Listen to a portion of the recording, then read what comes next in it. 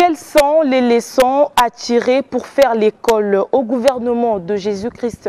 Les réponses dans ce question-réponse avec le pasteur Bienvenue à Luna. Bonjour pasteur. Bonjour madame la Comment journaliste. allez-vous ce matin? Dieu fait grâce. Alors nous parlons de l'école au gouvernement de Jésus-Christ. À travers ce thème, vous voulez nous parler de la vie de Jésus avec ses disciples, notamment en ses enseignements auprès de son gouvernement, donc les 12 apôtres. Jésus a enseigné sur beaucoup de choses. Quels sont les principaux enseignements de Jésus que nous pouvons retenir ce matin? Merci beaucoup. Vous savez, la Bible nous parle, Paul dit, soyez mes imitateurs comme j'ai imité Christ. Donc Christ est notre modèle. Et Christ, la Bible dit qu'il est le chemin, la vie et la vérité.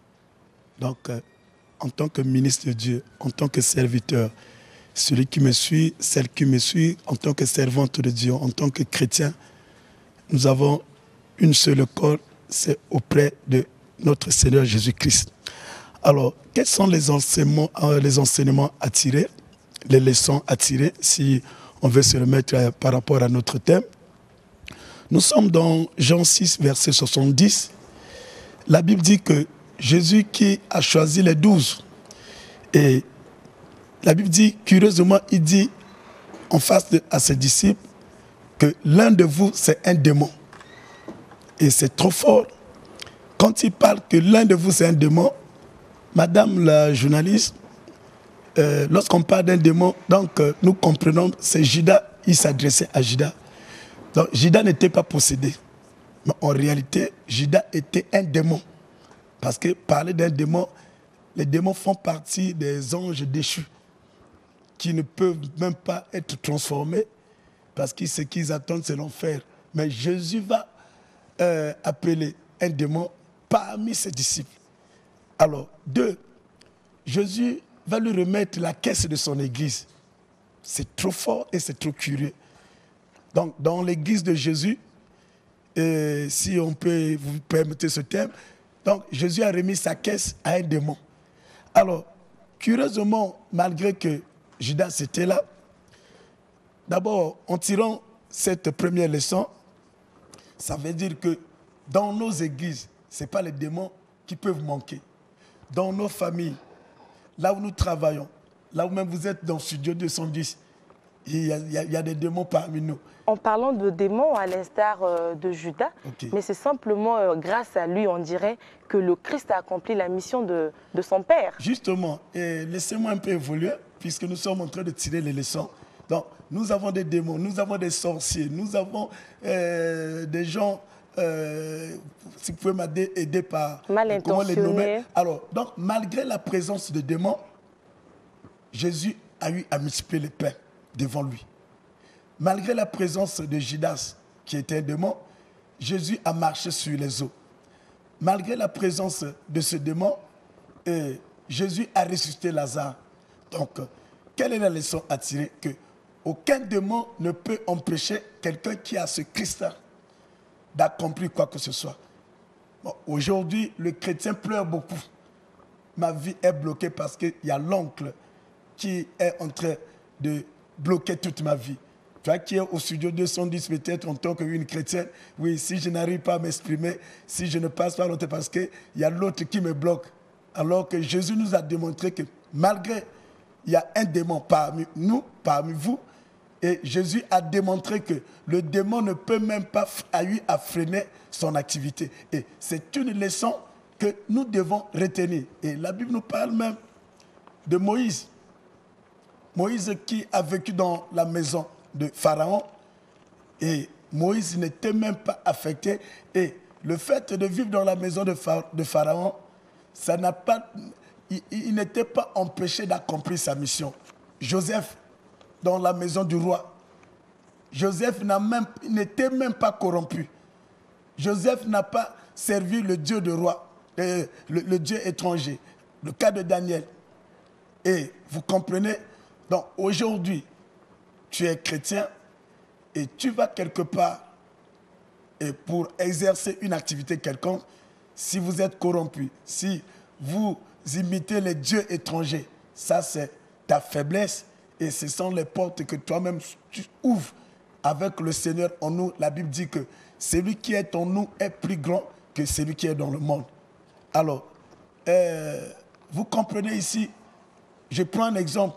Lorsque madame, vous pouvez être travailler auprès de quelqu'un élevé, mais peu importe le statut de cette personne, les gens vont te crier pour dire pourquoi. Elle travaille avec un occultiste. Elle travaille avec quelqu'un qui a une mauvaise réputation. Et sache-le que Jésus en vous, vous allez accomplir votre travail sans que vous soyez affecté ni touché. Parce que c'est un exemple et c'est la première leçon que j'ai voulu transmettre, que la Bible a voulu nous transmettre et nous qui en Jésus. Et être accompli de telles choses, il faut avoir ce Christ, ce Jésus véritablement. Si vous pouvez me permettre encore d'évoluer, pour tirer la deuxième leçon, il y en a plein. D'accord. Alors, la deuxième leçon, madame, écoute ce que la Bible nous dit. Nous sommes dans Matthieu 16, versets 21 à 23. Alors, Jésus qui va dire à ses disciples, le Fils de l'homme sera arrêté. Le Fils de l'homme va être crucifié sur la croix. Il va mourir. 3 jours après, il va être ressuscité. Alors, écoute le verset 22. Pierre, ayant pris la parole, la Bible dit que Pierre, l'ayant pris à part, se mit à le reprendre et dit, à Dieu ne plaise, Seigneur, cela ne t'arrivera pas. Écoute la réaction de Jésus. Nous sommes dans verset 23e verset. Jésus se retournant à Pierre, qu'est-ce que Jésus va lui dire? Arrière de moi, Satan. Alors, vous comprenez une telle parole? Il dit, arrière de moi, Satan. Et tu es pour moi un scandale. Parce que lui-même, il avait dit, il va avoir des scandales. Mais malheur à celui qui est l'auteur. Il qualifie de Pierre comme un scandale. Alors, la Bible ne s'arrête pas par là. Et la Bible continue à nous dire que qu'est-ce qu'il va dire à Pierre? Donc, ayant parlé que arrière de moi Satan, mais aujourd'hui, nous comprenons que Jésus était très strict. Okay. Jésus était strict avec ses disciples. Mais si on parle de ça aujourd'hui, nous autres, comme je suis pasteur, dire à un diacre, dire à un enfant de l'église, arrière de moi Satan, quel sera son comportement? Les disciples n'ont même pas bougé. Ils n'ont même pas parlé aucun mot. Mais si on me dirait que si c'était dans aujourd'hui, bon, les minutes qu'on passe à la télé, oui, parce qu'ils passent à la télé, à comment D'accord, pasteur Aluna. Et pendant la préparation de cette émission, et d'ailleurs tout à l'heure, vous venez de confirmer que Jésus avait autour de lui un démon. Il s'agit bien de Judas. Est-ce qu'à ce moment-là, devrait-il s'inquiéter s'il y a un pasteur homosexuel? Oui, s'il y a un pasteur homosexuel dans l'église, écoute, c'est la parole qui va le transformer. Je n'ai pas à le chasser pour dire que tu es en train de détruire l'église. Je n'ai pas à le chasser pour dire que tu m'empêches de prêcher la parole. Je suis en train d'enseigner aux enfants. Et de l'autre côté, tu es en train de donner les contre-enseignements. La présence d'un homosexuel dans l'église, et la parole de Dieu, elle est puissante. Comme Jésus a démontré, et il nous a parlé, il nous a démontré que malgré, il y avait Judas à ses côtés, et Jésus a évolué normalement. Et donc, l'homosexuel, en écoutant la parole de Dieu, c'est la parole qui va le guérir. C'est la parole qui va le délivrer et qui va le transformer. Donc, je n'ai même pas à m'inquiéter pour dire que tu es homosexuel. Et écoute, je veux plus te voir à l'église. Ni écouter ce que vous dites en plein culte. Pardon? Ni écouter ce que l'homosexuel dit en plein culte. Oui, il dit que c'est moi qui ai la parole. Il va dire que c'est moi qui prêche, c'est moi qui enseigne. Maintenant, c'est mauvais peut-être si il est prédicateur. Okay. Alors, parce que l'homme ne peut que donner ce qu'il a. Donc, je peux le faire à soi parce qu'il y a un problème et lui faire passer par les délivrances. Sinon, l'église sera remplie de pasteurs homosexuels. Écoutez, Jésus a dit, puisque nous sommes dans les leçons que Jésus nous a transmises, il a dit, nul ne peut servir 2 maîtres à la fois. Donc, ça c'est que le maître, notre maître a eu à déclarer que nul ne peut servir 2 maîtres. Donc, un pasteur homosexuel, alors, il sert le diable. Parce que la Bible condamne ces pratiques. Donc c'est pourtant dire que s'il y a un pasteur homosexuel, alors Jésus n'a jamais été homosexuel. Et si ce que vous dites c'est réel, que s'il y a un pasteur homosexuel, alors il ne sert pas Christ, mais il sert le malin. D'accord, pasteur Aluna, nous sommes presque à la fin de ce question-réponse. Alors, puisque nous parlons des enseignements du Christ, à ce moment-là, pour approfondir les enseignements, peut-on faire recours à l'école théologique? Oui, faire recours à l'école théologique, ce n'est pas interdit. Parce que la Bible nous demande d'ajouter à votre foi la connaissance et la science. Donc, apprendre, aller à l'école et approfondir la connaissance de la parole de Dieu, ce n'est pas un péché. Donc, s'il y a des gens qui pratiquent, qui condamnent cela, je crois que c'est une erreur.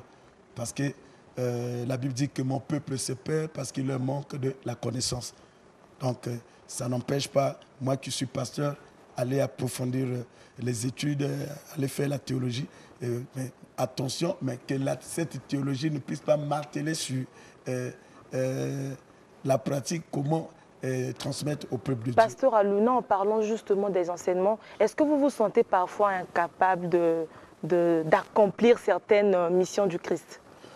Écoutez, l'homme est ce qu'il est. En dehors que je sois pasteur, il y a des moments où vous prêchez, vous enseignez et vous avez en face de vous les enfants qui vous remettent une autre monnaie. C'est-à-dire, malgré ce que vous enseignez, mais il y a des scandales, il y a certaines situations. Alors, en ce moment, vous dites que, mais Seigneur, qu'est-ce qu'il va faire? On doit faire recours à notre prière Seigneur. De rappeler vos contacts, pasteur Aluna. Alors, avant de rappeler le contact, j'aimerais dire aux bien-aimés, la victoire ne peut se dérouler qu'avec Christ et le véritable. Tu vois, si tu n'as pas encore reçu Christ, j'aimerais que tout de suite, que tu reçois Christ comme Seigneur et Sauveur. Fais cette petite prière avec moi. Dis, Seigneur Jésus, je te reçois dans ma vie comme Seigneur et Sauveur personnel. À partir d'aujourd'hui, j'abandonne les maîtres et maîtresses que j'ai eu à servir et je m'attache de toute mon être à toi au nom de Jésus. Amen. Je suis au 00242 663 71 52 00242 663 71 52 avec ce même numéro. Vous pouvez m'écrire par le WhatsApp. Merci beaucoup, pasteur Aluna. Nous y reviendrons certainement le dimanche prochain. Il vient de le dire, c'est lui qui a Christ en lui, excelle à tout égard. Et c'est sur ce que nous mettons fin à cette première partie de notre question-réponse. Studio 210 continue.